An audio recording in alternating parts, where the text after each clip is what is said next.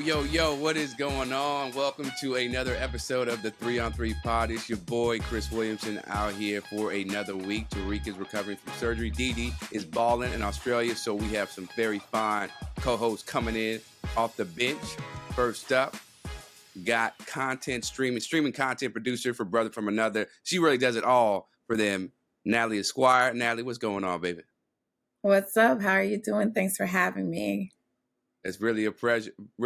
We love having you on. You bring so much fresh insight. And then, of course, we bring on somebody who's already been on the show, Martin Suarez, the founder of Basketball Society, also a podcast host. Does really dope content. Also, he's got some personal training skills going on. So, Martin, we love having you back. What's going on?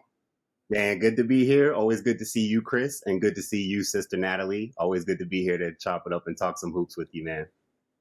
Likewise, Martin. Pleasure to meet you. You know what's great also to see is how Bronny James made his USC debut this Sunday against Long Beach State, where he put up 4 points, 3 boards, and 2 dimes.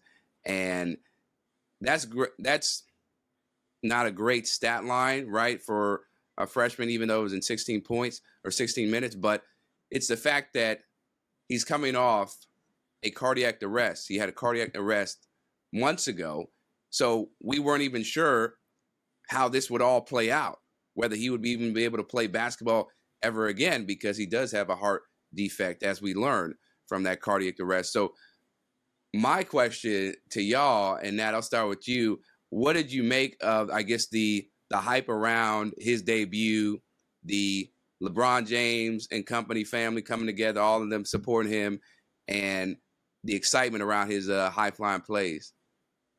Yeah, I mean, look, I thought it was great, I mean, it's his son, so, I mean, it's just a heartfelt story regardless. Obviously, he's the son of LeBron James, so he's going to get extra attention no matter what his whole life, and that can be a good or a bad thing, but right now, in this moment, we're just here to celebrate his return and that he can play basketball again.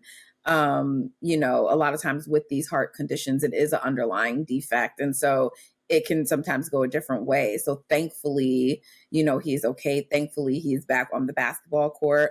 I'm sure as he gets back, into shape, his conditioning, all those things, we'll see improvement from him. But, it was great. And I thought it was notable that LeBron had said prior to the game, like, if it conflicts with the Lakers game, he's going to be there. Obviously, I think anyone would expect a father to do that for their child. But, the James family is a lovely family. And so, shout out to Bronny. Happy to have him back.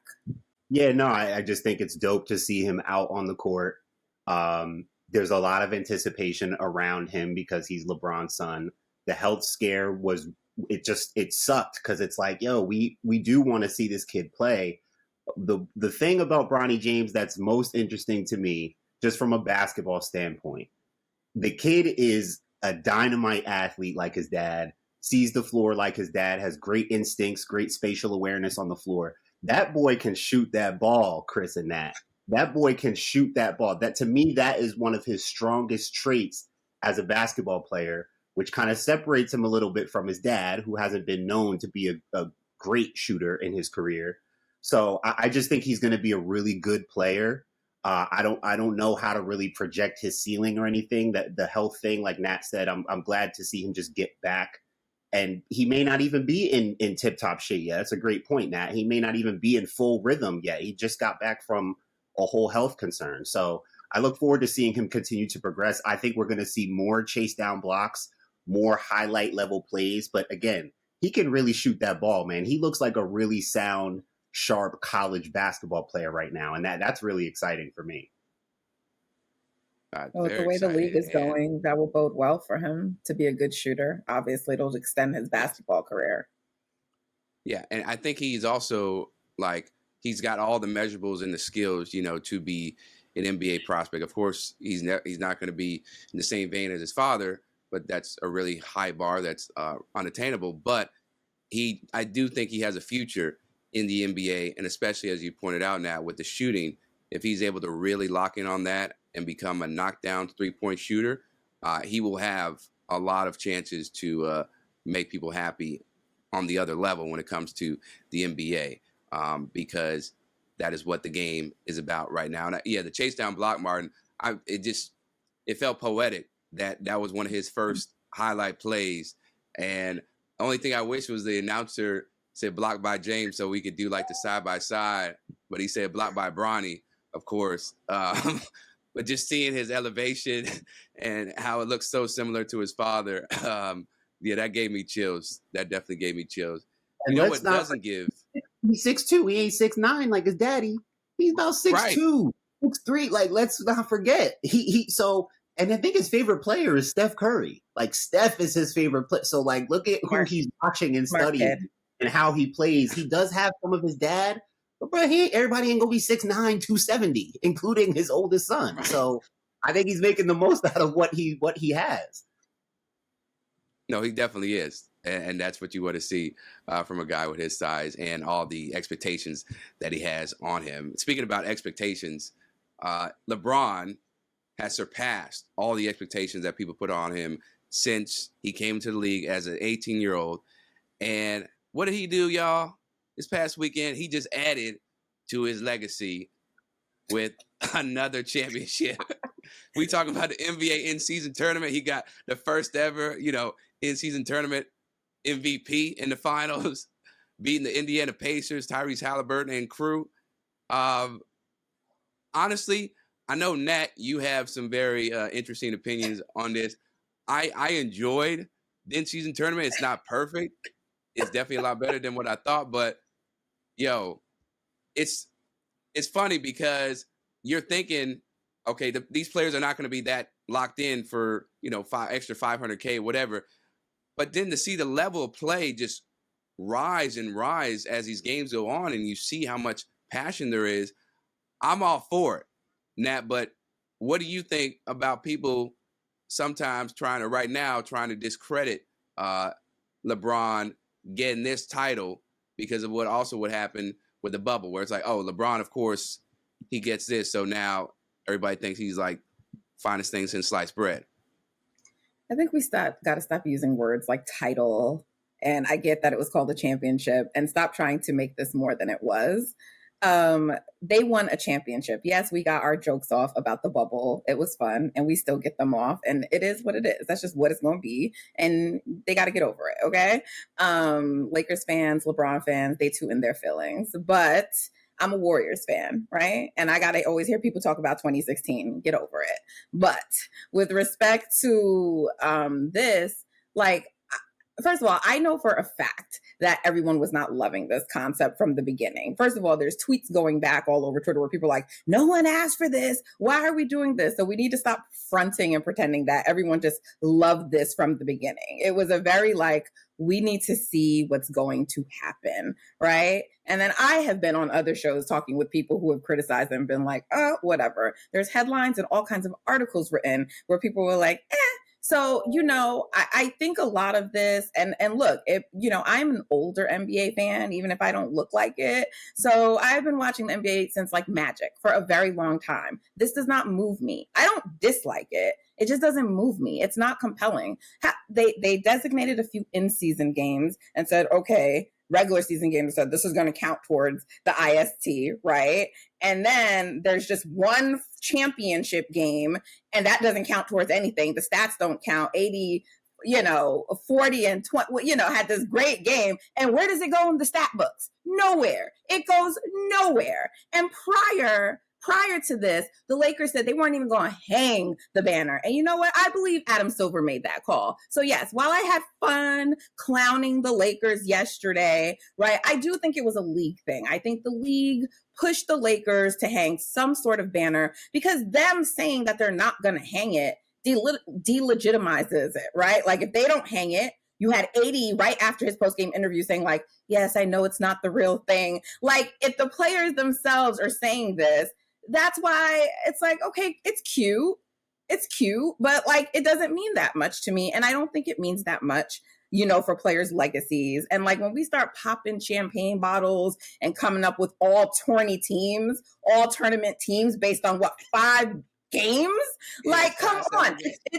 It's ridiculous. It's contrived almost at this point. It really is. I'm sorry. I am rambling, so I'm gonna stop. But it's too much. I think the best thing about this tournament is that players like Tyrese Halliburton, teams that don't regularly get a national spotlight on them, are getting some attention. And to me, that is really a criticism of the league, that you were not already highlighting these players. It shouldn't have taken this to bring Tyrese Halliburton to the national spotlight. And by the way, it's also a criticism of the league that you have to do something like this to get your players interested. And I want to be clear, what they were interested in was the money. If you just had this tournament and they didn't have a great additional incentive, it would have looked just like the All-Star game. So when people are saying, oh, the players love it, no, the players love the money. Okay? Let's be clear. I'll stop.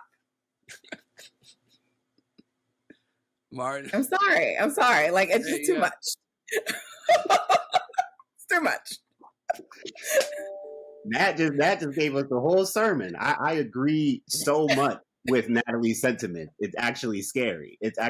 Yeah, my friends were in group chats like, man, this is great. We love this. I'm like, man, I didn't like this. The only thing I liked about the in-season tournament is my inherent bias of college versus NBA.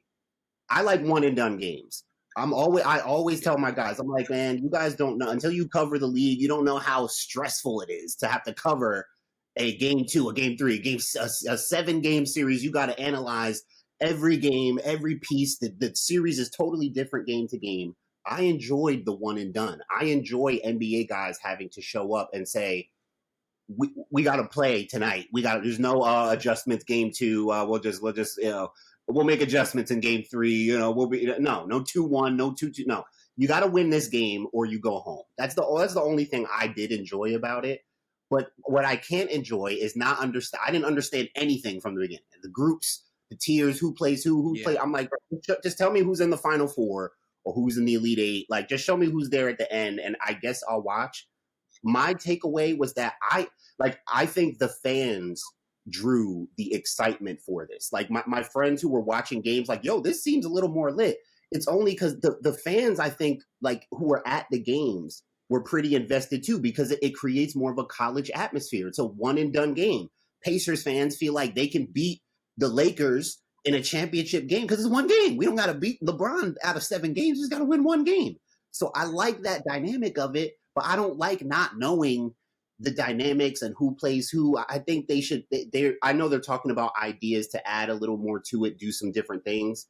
I think it's a decent start for what the league wanted to do. I think it was good for the fans. I agree with Natalie. I don't think anything mattered to the players other than, I could get an extra little bit of money. I said to my friends, like, I don't think when I'm watching games, again, I think the fans created a lot of that atmosphere. I did not like the colors of the courts. Too many colors, too many. Oh my God. Blocking. So many things I just didn't like. But I'm just like, I'm pretty sure we saw decent basketball games last year, December. This time. I'm not all the way like, NBA players don't show up to play. We don't see quality. I'm pretty sure if you go back to December 2022, I'm pretty sure we had some quality basketball games. So it's not just completely like, oh, we need this to have meaningful basketball. I'm not all the way on that side either. Guys show up to play.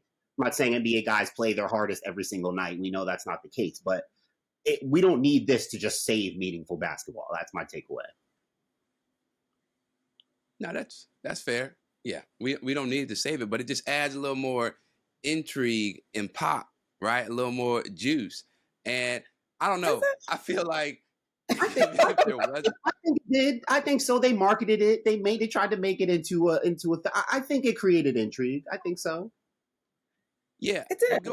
I think for a lot of newer fans, and I don't mean that in a negative way. I think younger fans, the NBA has an issue right now, right? Like people are not tuned in the way that they used to, for whatever reasons. Whether the season is too long, but players are not playing, invested in every game. So, but, and look, he's a very cynical person. So Ethan Strauss put out this piece, and I'm not an Ethan Strauss proponent, but I did read it because they're very valid points that were made. And I don't know that the league got their return on investment because, yeah, you did get like a slight ratings boost, but there was a lot of money poured into advertising this.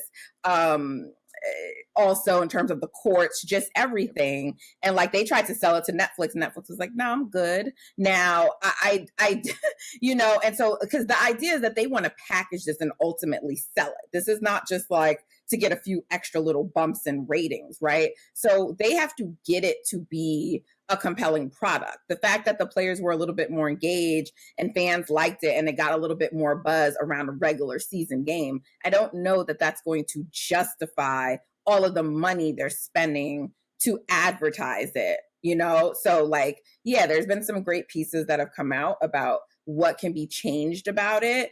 And that's why I've continually said, like, maybe it will turn into something I love. But right now, as is, as constructed, the proof of concept isn't moving me.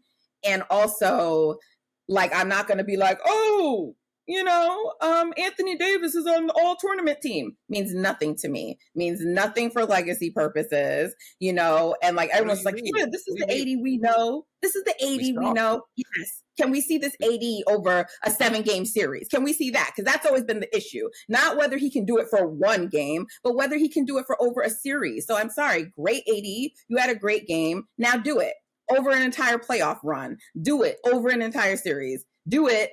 And then, you know, maybe. What? I'm saying something that's not accurate? No, hey, look, I'm just saying. You're looking at me crazy. Talk to me. No, you're not crazy for that. It's just funny because, like, 80 had that great bubble run, and then he had some stretches there last postseason. Hey, it counted. It was still basketball, Nat. It was still damn basketball.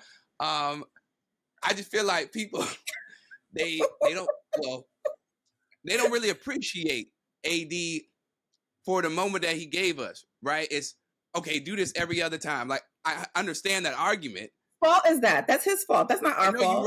You're right. I'm just saying, what the great ones do. So if you're gonna tell me he's great, like the great ones, if you're gonna tell me he's one of the top however many greatest players of all time in NBA history, then he needs to do what those other greats do. He needs to be held to that same expectation. Okay? I'm not softening the expectations for AD to fawn over him for one game. Do it consistently. It was a great game, and I give you that credit for a great game that does not count in the stat books, okay? But that's it. I don't know how much more you expect me to give them. And this has nothing to do with the Lakers. I would be embarrassed if the Warriors were carrying on like this about this game. Please, I don't care about it. I don't care. I don't care.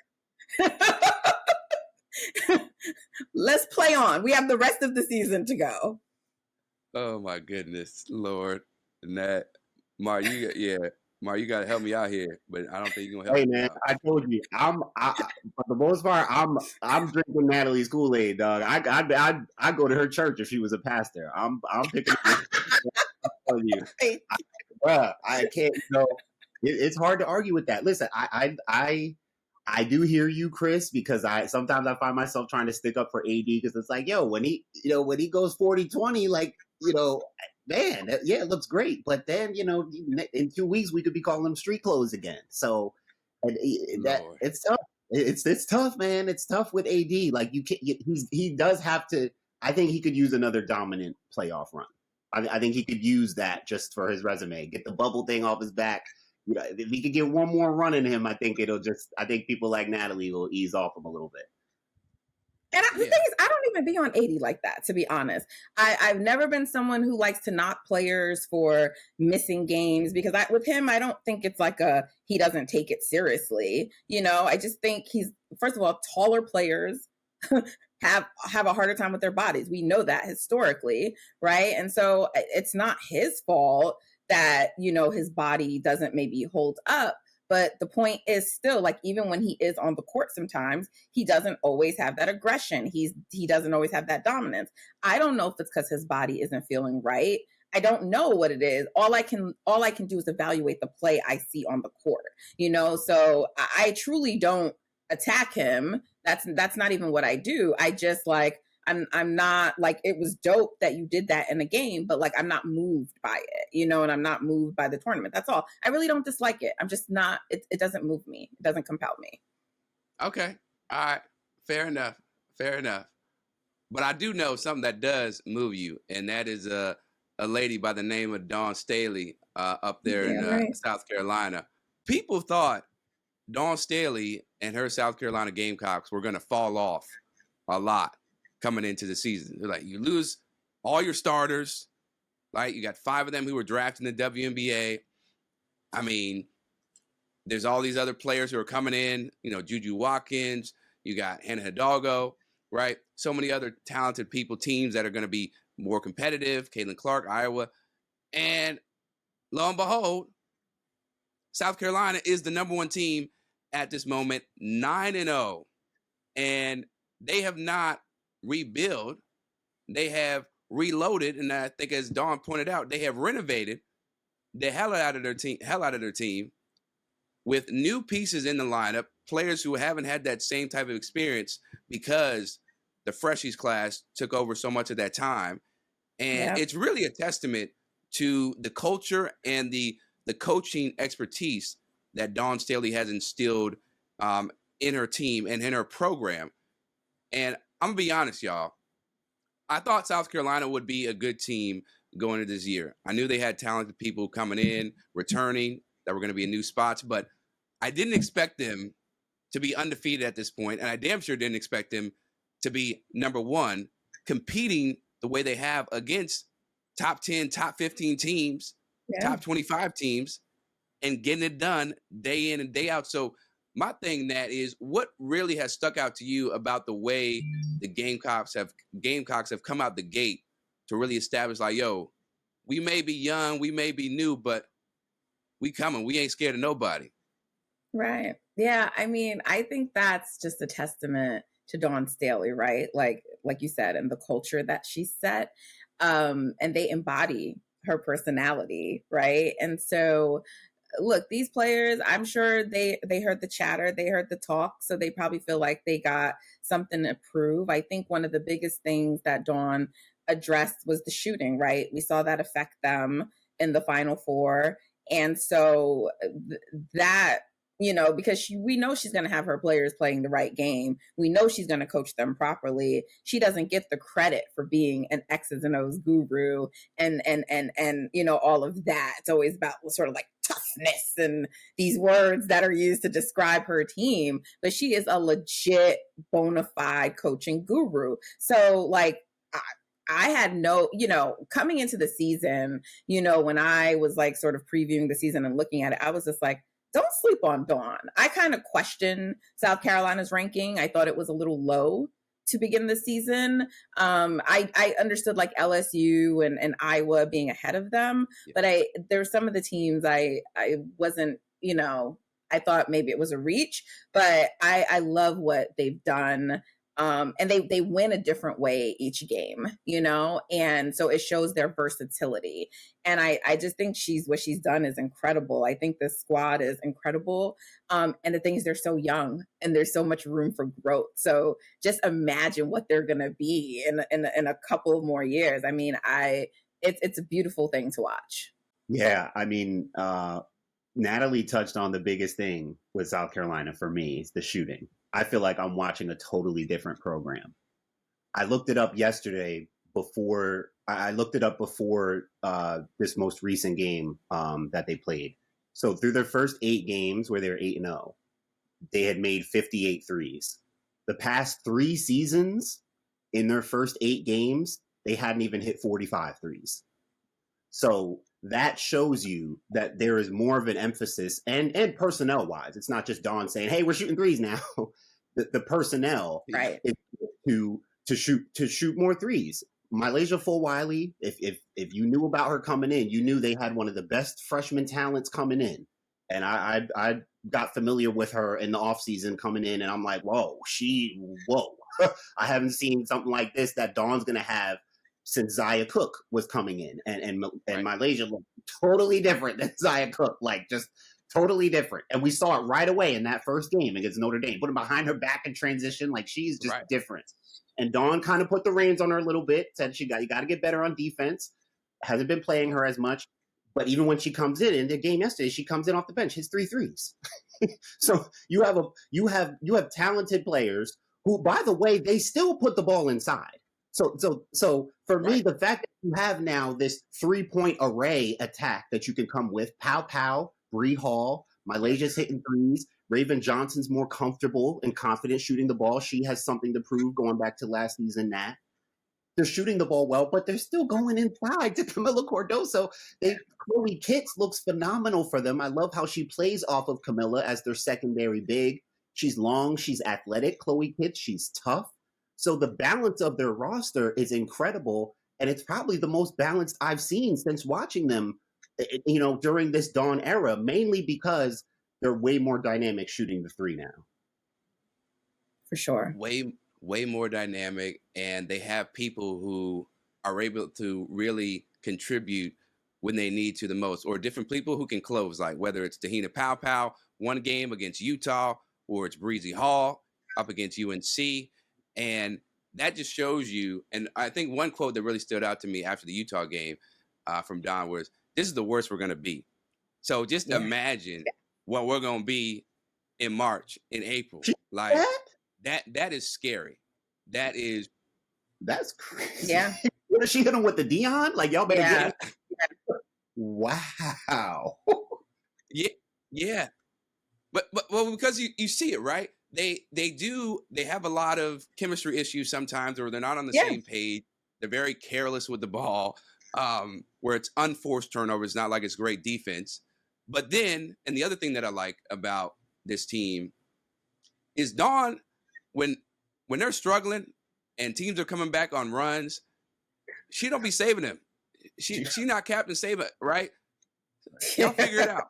Yeah, y'all figure it out. I know what y'all built of. I know when I need to press the certain button and get y'all out, but y'all going to figure this thing out. And I think that's so great, a great message, not just for basketball, but in life, where shit is going to get hard and you're going to falter. You're going to fall down. But how are you going to respond? What are you going to do when everything is all on the line? And so far, even throughout all their blemishes, like within the game, they've been able to come through in hostile environments. So that is something that really makes me happy about this team. But Nat, the other thing that we have to bring up is the way Dawn protects her players.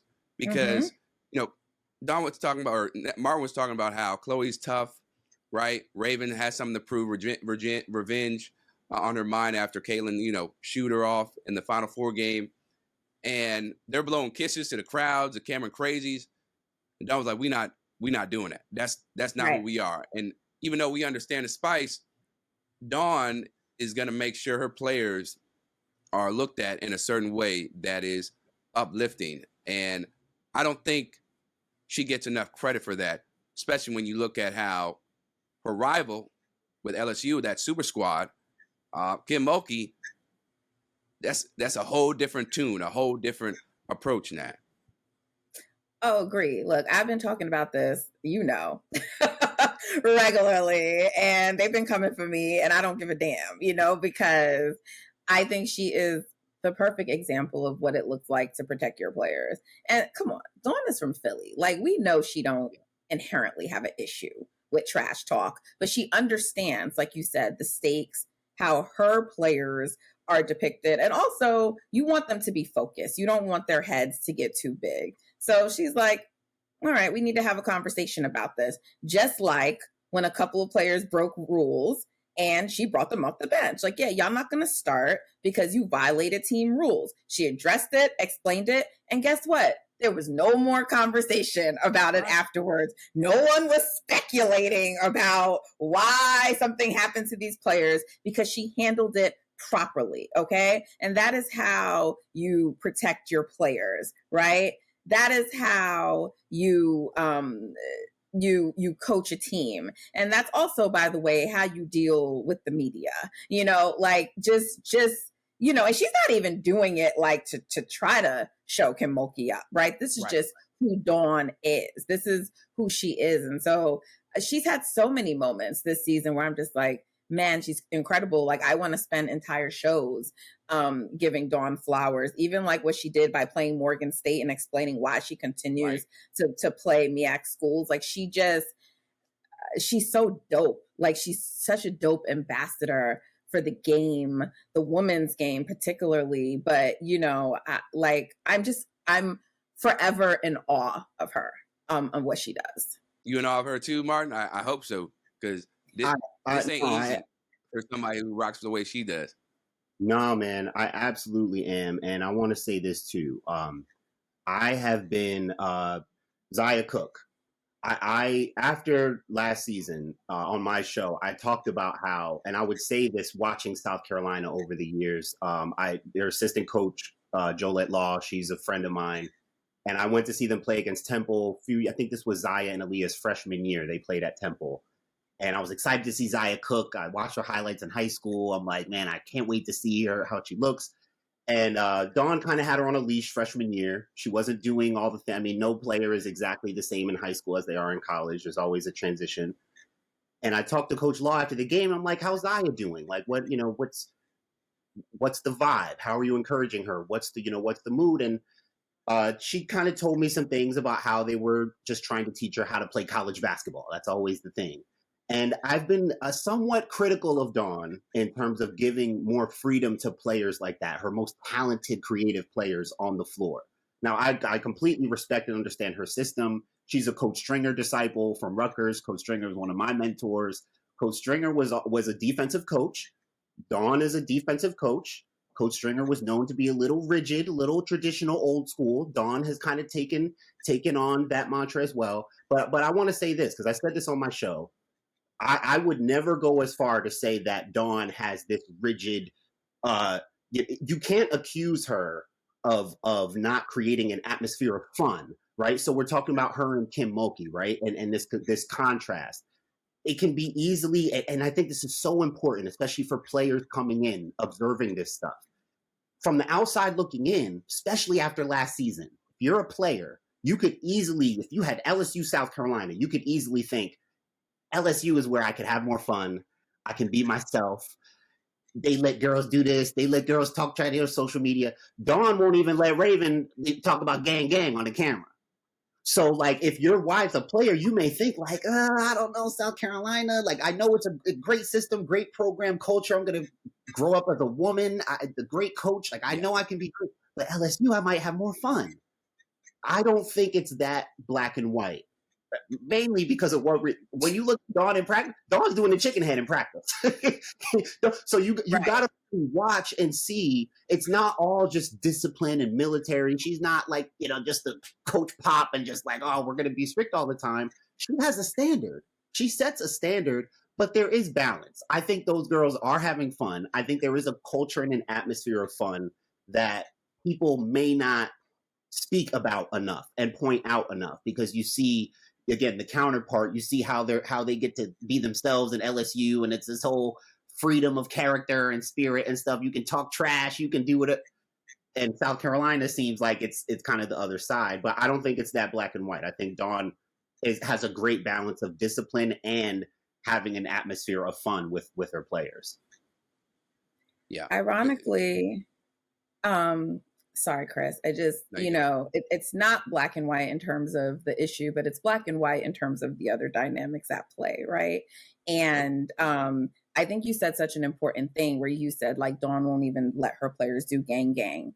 And there's a reason for these things, right? And when I spoke about this, about, why sometimes I think it's important for players to have coaches who look like them. Now, it's not that I don't think a coach who is not Black can't take the time to understand the different dynamics at play, right? But to me, a Black coach would understand how a player like Angel Reese is depicted in the media, and would do things to protect her. I do this all the time, like even just working with our digital team. And like in the show, we had someone on the show speaking positively about Angel and said, Angel Reese, like, you know, you created this monster, but wasn't calling her a monster, was talking about like some other things. And they wanted to lead with that for the quote, like in the headline. I said, no, we can't do that. Like, I understand that it was a positive sentiment, but we cannot have in our headline like Angel Reese, you created this monster, because of how she is depicted in the media, right? And so Dawn understands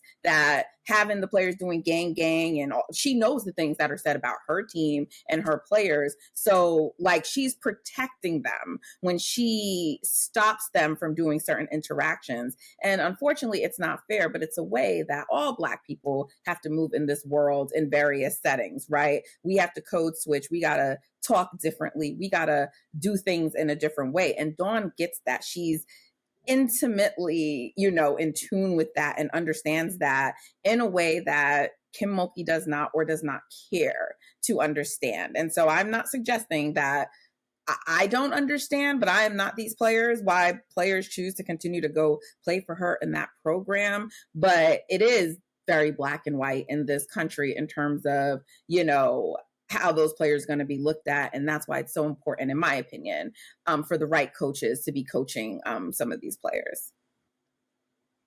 If I ever am blessed to have a daughter, the first coach, and she plays basketball, the first coach I'm asking to give her an offer is Dawn Staley. That, like, I want you to play for her. That's it, right?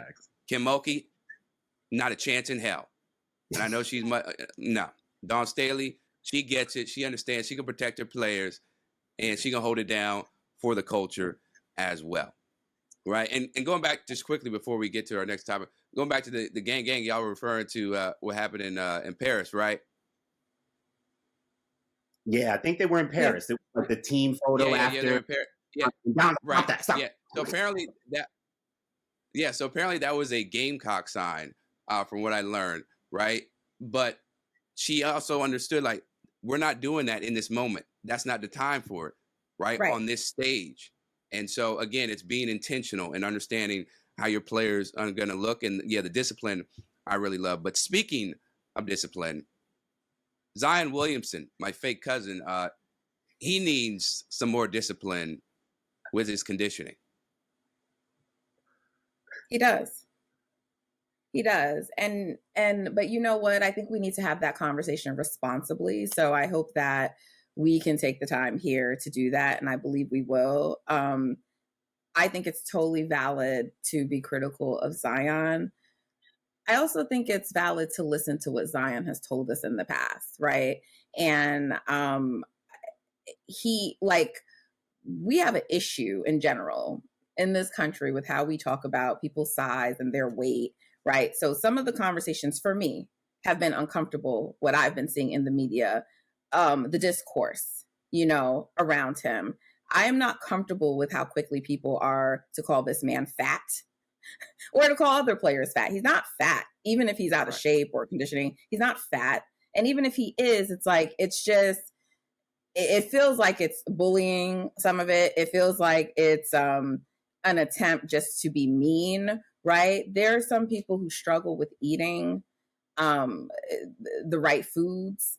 And I feel like, especially when you're a Black media member and you're talking about players like this, like, obviously we all grew up in different environments, but like food and weight and what we eat and choose to eat is a thing in the Black community. So to me, I want Zion to get the proper guidance he needs and the support and the structure around him, not just for basketball purposes, but for his own health, right? To better, you know, take care of his body for his health. And ultimately, if he's doing that, it's going to benefit the team, right? But he talked about, when everybody was talking about it like that, how it impacted him mentally. And I know mental health is something that we, as in, I'm saying the media, when it comes to sports, treating players like they're humans, the Black community, right? There's this stigma around it, right? And he's been open with us and told us. So I'm not saying that we shouldn't talk about the fact that his conditioning is an issue, but let's talk about it responsibly. And, you know, to respond to those critics last night, what he did was came back and led his team in a very dominant win over, right now, you could argue, the hottest team in the NBA, if you're not yet prepared to call the Timberwolves the best team in the NBA. So, like, shout out for Zion for having that kind of performance. But I do hope that, you know, he can get the help that he needs. I also just don't love that all of this was coming out after they had a poor showing in the IST and they lost, and I get it, but it's just like, and we've heard this about him before, but it just felt, again, it felt very strategic the way all of that came out, like right after they lost. Martin, I want to ask you this, because speaking about all these things that come out, the leaks from the team, right? It ain't coming from anybody else. It ain't coming from Zion's camp. It doesn't benefit him. Why do you think they continue to drag his name through the mud or try to, I guess, motivate or expose him through the media, when clearly there's a serious issue here, even though the brother's putting up 22, 5, and 6, I believe, on the year on 57% shooting. And I know the expectation is you need to go higher because of his talent, but I'm just lost. I'm lost for words for why the Pelicans continue to do this when I don't think it's going to have a positive effect. Yeah, it's like, it's definitely, you need somebody internally who is connecting with him and helping it, who's advocating for him. And for things to be coming out of the organization generally is very discouraging. And it makes me wonder if there's anyone specifically assigned. Now, maybe, I'm sure, you know, it's an NBA organization. I'm sure they've tried. I'm sure a nutritionist. I'm sure they've thrown different people his way. My mind goes back to, I almost forgot about this. And as you guys were talking, people had said when Teresa Weatherspoon was let go from the Pelicans, that was a huge knock to Zion. Apparently, she was the person who was very connected to Zion. He sang her praises. I don't know how much she was helping him with, like, nutrition and getting in shape, but I know Teresa Weatherspoon is a motivator and she pours into people. And I can assume, based on her spirit and her passion, that her being there was a difference for him. And so now I question and I wonder if there's someone there. You need a credible individual who he trusts, who is there to help him. My last kind of takeaway on this is, you know, to your point, Chris, you know, sure, if he gets chiseled and he slims down and he becomes like the Black Hulk, and he just, like, sure, he might go to 30, 10, and 8. He may just start dominating everybody. I don't know if people really want that, by the way. Be careful what you wish for, because look what he's doing now. If he's fat, whatever he is, whatever you want, and he's able to get 35 in an NBA game, y'all should just leave him alone. Y'all can't say nothing to him. If he was fat and he was a dud out there, then say what but I'm like, bro, what, why are y'all getting on him? If he's like, I'm sure he may not look great, whatever, like, say, but bro, he's performing. He just had 35 against Minnesota. He's got games with 25, 10, and 8 this season. Like, if he's fat, man, so be it. Let them worry about that. He's out there, he's performing. It's not going to be great for, his body type. Man, I can't imagine dealing with that, managing him, coaching that kind of body type. That's something we've never seen, especially the way he jumps and lands, all of that weight. My God, I can't imagine what that takes to, it's not Derrick Rose. It's not John Wall. Like, Zion is a big boy who jumps just as high as the other guys. I can't imagine what that's like. So this is a very unique situation, and you need unique people in there to help him through it. But again, the dude is getting, bro, if I was fat getting 35 in the NBA, you couldn't tell me a damn thing. Right. It's also not good for business, right? I mean, if you do ultimately trade him, and his name has been in trade talks, if you've talked about how poorly conditioned he is and how he eats and all these problems, and you're leaking it to the media, you're going to get lowball offers for a guy, a talent. Like, yes, teams are going to still be interested in Zion, right? Especially teams who feel like if he comes here, we can better manage it. Because, I mean, let's just be real. The Pelicans aren't known to be an organization that's like this standard or beacon of getting their players to the right place. But I'm just saying, you're also hurting his trade value, because I don't know if Zion is going to make it and be a Pelican for the rest of his career. In fact, I doubt it. But whether he leaves on his own or ultimately a trade, you're not making it better by leaking these things, because he has no reason to help you out, right? He has no reason to want to extend. And if you do want to trade him, maybe get him to sign so you can trade him. He has no reason to help you. Nope, none at all. Like, I see y'all dragging me, y'all putting my name out there and saying all these nasty things, right behind a source. Who's gonna like that? And yeah, there are times where there's no reason why Zion should be getting out hustled by LeBron James, who's, so somebody put it, like 75 years old, right? And he has to be in better shape. But to Martin's point, yeah, I'm still getting buckets. I'm still cooking y'all. And what you're gonna do. So the other thing I want to bring up is, after the game against the Timberwolves, people asked him about, the criticism. And I think he gave a very mature response where he said, if it's coming from a good place, referring to guys like Chuck and Shaq, then thank you. But if it's coming from, a place of you're trying to shame me or trying to bring me down, then, people are entitled to their own opinions. I can't control that. Basically, I don't give a fuck that, right? But he was being very polite in those ways. So I'm glad he has the maturity to understand, yeah, there are things that he needs to work in, going back a little bit further. I need to buy into, the system. And that's something that I think we haven't seen, or we didn't see before. So that's good to see, Martin.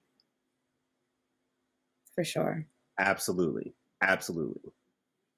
Zion, I will say, he should be able to dominate LeBron right now. I think he's good enough. I think he's strong enough. He's in his peak form, and I had nothing against LeBron, but he is pushing 40, bro. You should be, some of these young guys are out here giving LeBron hell, and he should be one of them. It's guys need to start taking their shots at LeBron. You got to get him now. Get him now while he's old. Get your highlights. Cook him now while he's old. But bro, I don't. People having a hard time, bro. You still can't do nothing with him. But he should be at that point now. I will say that. Yes. And the last thing I'll say about, and I think, Nat, you touched on this really well, certain members of the media, especially black members of the media, who are fat shaming him and talking about, yeah, we got all these chefs that want him to come to his restaurants. They love having him come to the restaurant, and that, yeah, he'll eat the whole damn table. Have some dignity, have some empathy and some compassion. You wouldn't want anybody to talk about you that way, or your children, or whatever. What, you're a journalist, or yeah, right? So just do better. Because now, you brought up in the beginning, there are ways to talk about his weight management and conditioning without being disrespectful and clowning him like he's not a human being. So yeah. And you've allegedly learned from your past transgression. So, but it doesn't seem like it. Your words, not his words, not mine. But there's other players who have come back and talked about how you spoke about them impacted them. So it's I don't know. But again, Zion has already told us in recent history that it affects his mentals. So stop doing that. Exactly. Stop doing it. Yeah. Because if he really does become impacted and someone does something, then what's the conversation going to be? Right? Then what's the conversation going to be? And I'm not wishing for something bad to happen, but I'm just saying we want people to be more open about what they're feeling, what's happening. And then when they do, you don't care, or you clown them for it. Right. Got to do better. Absolutely. And speaking of doing better, an Illinois State head coach needs to do a whole lot better with his fan base and himself for what he didn't do in a very heated moment against Norfolk State. Whew, time for jump ball, and man, people were jumping for a whole lot of reasons on Saturday between Illinois State and Norfolk State. And the reason why is because allegedly racial slurs were being thrown. Fans were throwing racial slurs at Norfolk State players. And that is why Norfolk State's head coach, Robert Jones, got very upset about what was going on, ended up getting a tech, and he ended up coming after Illinois State's head coach, Ryan Peden. And Ryan had the audacity to yell back at him, say, I don't care. Basically, right, I don't care. Now, he since apologized. He didn't know what the coach was yelling about. So he just yelled back, I guess, as an instinct, whatever. Never addressed the reason why Coach Jones was so mad. But it is 2023, as Coach Jones put out. There's no reason why we should be tolerating fans throwing the N-word, calling Norfolk State guard Jamari Thomas the N-word. What, Nat? Well, Martin, I'll go with you first since I've been going with Nat earlier. What are you most offended by this whole sequence, this whole experience? Because that's crazy. Yeah, I have this thing. I've been talking to people lately. I was at my little cousin. He's a freshman at Marist College in his first college basketball season. I was at one of his first home games recently, and I was on the other end from his bench looking at was pretty close to the other bench near the huddle during a timeout. And I was watching the coach talk to his team. I won't say what program it was, but it wasn't Marist. It was the team they were playing. But the coach was looking at his players with all types of MFers and you soft and you this and you that. And I kind of had to snap out of it because I was sitting there and, I practice mindfulness and meditation now. So stuff, you look at stuff and you tend to take a second look. So all of a sudden I snap out. I'm like, yo, why am I acting like this is normal? So my takeaway from this thing is like, what I'm most offended by is that college basketball coaches are psychos. And we are too often making it normal, particularly male white college basketball coaches. Too many of them are just psychos. We have too often normalized this idea, even as players. Like, I'm watching the players. He's like, you mother effer, you soft, and the players are just, like, we just take it. We just think it's normal and acceptable now. Like you just got to overcome that. Like, you just expect that from a college coach nowadays. And I'm sitting there, I'm like, man, I wonder how much different his team would play if he just like switched up his whole approach. Like, guys, you're okay. Like just switch the whole approach. And I wonder, because they were a bad team. They were playing terribly. I'm like, they're not going to play any better with you talking to them. Like, you think they're going to go out there and perform better with you talking to them like that? It's not going to work. Like, and we tend to think that that's the motivation we need. So coming back to the situation, I just think college basketball coaches are too often psychos. And your boy, who ended up apologizing, he said himself, he was just yelling for no reason. We gotta calm down a little bit better in this culture of college basketball and athletics and competition and sport. We can't just be running on high and someone yelled, you just yell back. Like, you don't even know what you're yelling about. He said it himself. He didn't even know why he was. Stop, shut up, listen to what he said. You would have heard him say, he called my player the N-word. You might have had a different response. So this is a humanistic, societal, challenge that we're dealing with that has trickled into college basketball and athletics, where we have just made it too normal to be psycho. Yeah. I mean, look, even if I take him at his word that he didn't know, and look, I'm a very passionate person, so I understand heat of the moment stuff, right? Like, I've had times on Twitter where I, misunderstood something or overreacted to something, and I just say, hey, look, I'm sorry, I shouldn't have reacted that way. So I will give you all of that.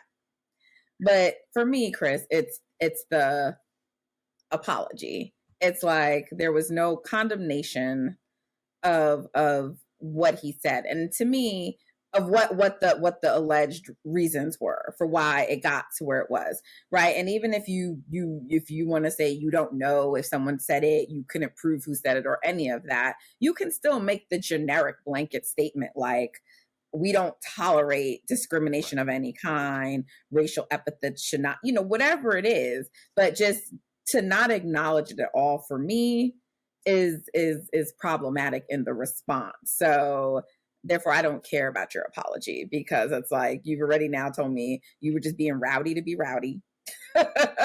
And then now when you find out the real issue, to me, it still wasn't a strong enough apology. So I'm sorry that like Norfolk, State had to go through that. Doesn't surprise me at all. I'm sorry that they had to go through that. And I did like something Martin said about just the normalizing of things, because I am often told I'm a woman, so I don't understand things, or because I didn't play, I don't know, blah, blah, blah, blah, blah. And I'm just like, and this is in general with a lot of stuff. People be trying to tell me, oh, this is normal. I'm like, listen, I don't know what y'all went through when y'all were growing up, but we need to stop normalizing things and saying that they are normal. Like, it is not normal behavior to like deal with your frustrations through physical altercations, or even like being disrespectful. And this is coming from someone who struggles with tone, struggles with the way she talks to people sometimes. And I've had to be checked for it, and I've lost relationships over it. And I can't just be like, well, I'm just being real. And, you have to be introspective and look at yourself and say, all right, Natalie, where can you do better? Okay. And so I'm not saying that I got it perfect. This is not I'm not trying to be a hypocrite. What I'm saying is we all struggle with certain things. We learn the ways that we communicate sometimes from our families, what we see around us, and they're not correct. And they can be improved. Like, just because that's what it was doesn't mean it can't be improved. So, let's look to be better. I personally make the choice to go to therapy regularly. I think everybody should be going to therapy. That's my little quick therapy plug. But like, what happened is not okay, and it's 2023. We about to be 2024, and we still got to deal with players being called, the N-word. Like, what? Like, what are we doing? There's a problem.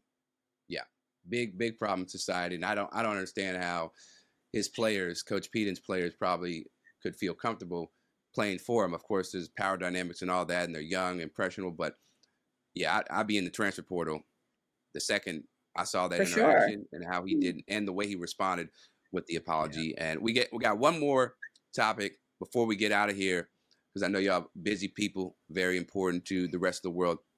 The WNBA Draft Lottery came and went.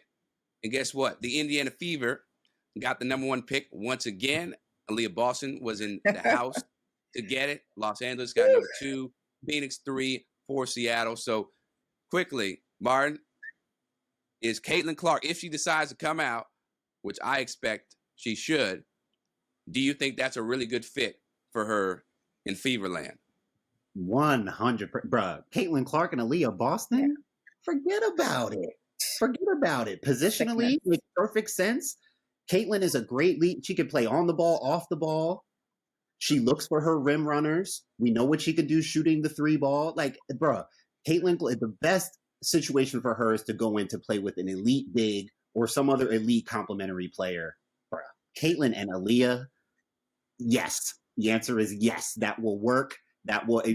I saw the stat or the history team. The last couple teams who got back-to-back number 1 picks went on to win a title eventually.